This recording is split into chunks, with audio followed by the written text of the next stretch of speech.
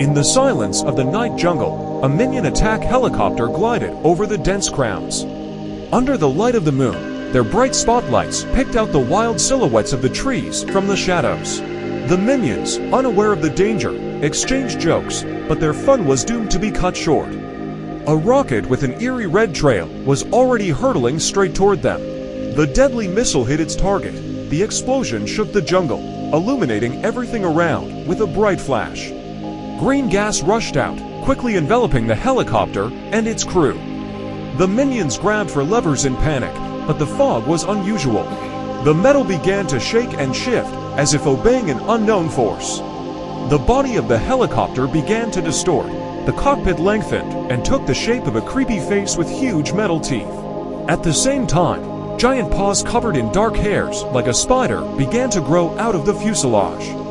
The gas surrounding the helicopter intensified this transformation, turning it into something alive and deadly. Realizing the horror of what was happening, the minions tried to escape by jumping out of the cockpit. Their footsteps led deeper into the jungle, but one of them looked back and saw the monster come to life. An ominous roar tore through the silence of the night, and the monster's paws began to crumble the trees. It was no longer a machine. Now it was an entity hungry for the hunt. The monster began to stalk its former pilots, its powerful paws crushing trees and rocks. Its every step made the ground shake, and its glowing red eyes unmistakably scouted for victims. The minions hiding behind fallen trunks held their breath. Their only hope was in their cunning and ingenuity. Realizing there was nowhere else to run, the minions began to construct a trap. Explosives tied to a thick tree were to stop the monster.